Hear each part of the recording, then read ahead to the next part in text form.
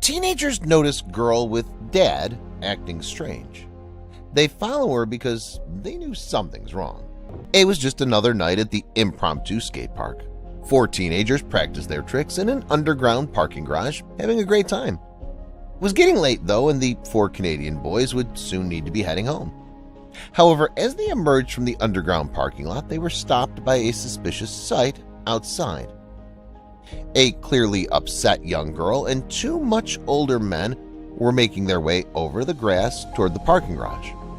One of the men was being quite forceful with the disorderly teen. At first, he was walking behind her, but then he seemed to realize that they had company. That alone wasn't quite enough to arouse suspicion until they noticed something else about the girl. According to the skateboarders, she was screaming and yelling. Carson Wright said she just wanted to be out of there. That in itself was enough to arouse suspicion in the boys' hearts. The 4 teenagers turned their attention to the men and confronted them for an explanation. What was going on here? The larger of the 2 men explained to the concerned boys that he was her father.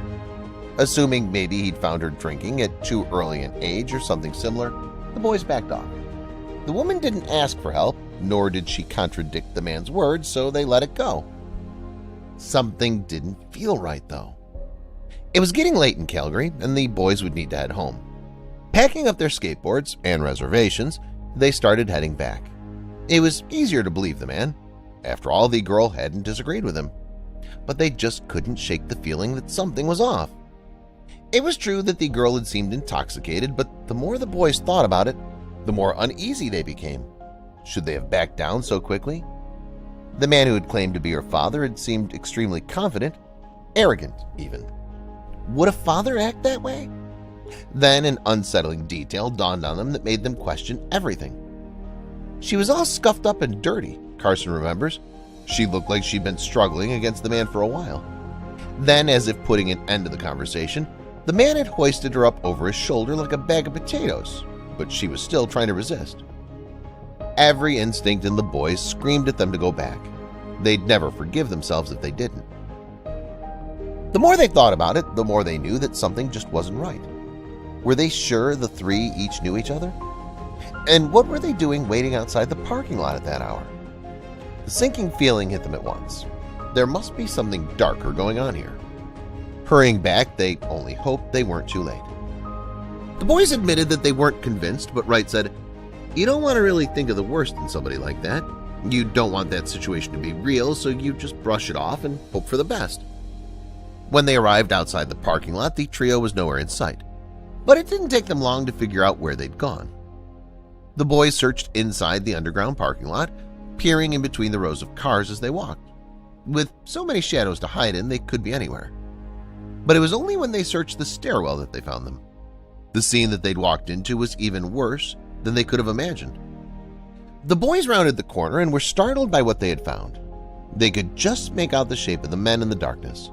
Their instincts told them to run, but in an instant, they all resolved to take action. They just couldn't leave the girl to her fate. They had to do something. The 4 boys were disgusted and frozen by what the men were doing to her. Arnaud Nemenya, one of the boys, admitted that he didn't know what to do. It didn't take the 4 long to snap out of it, however, and they tried to separate the men from the girl. The men, of course, were furious. The taller man, thwarted, tried to leave the situation altogether, wash his hands of it. The other man, his accomplice, followed him as they left.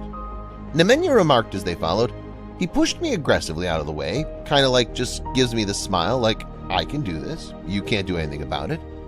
They couldn't stand by and let them get away with it. As the men tried to walk out, they turned to see 3 of the boys chasing them. One had stayed behind with the shaken girl, while others had given chase. They tried to outrun them, but they were catching up fast. Determined not to let the men get away with such unspeakable cruelty, the boys sprinted on through the streets of Calgary. Suddenly they were on them. They had nowhere left to run. With nowhere to go, the taller man turned to face the teenagers. That's when he decided to fight. He ripped a skateboard from one of the boys' hands and used it as a bludgeon, trying to push them back. He knew it was the end of the line, but he thought he could win by sheer force.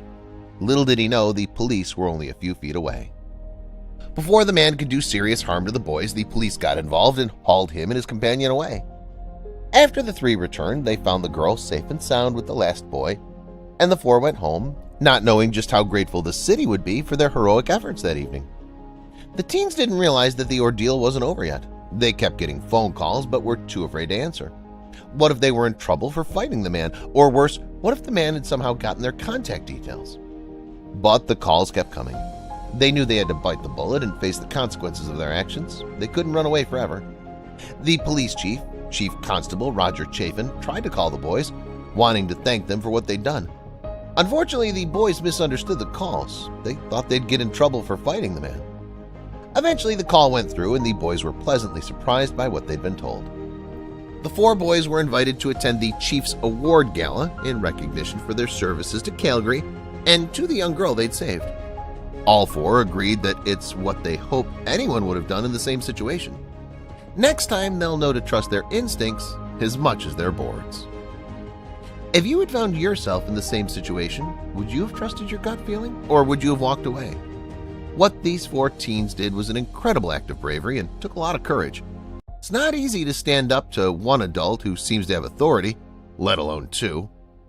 Who knows what would have happened to the girl if they hadn't trusted their instincts?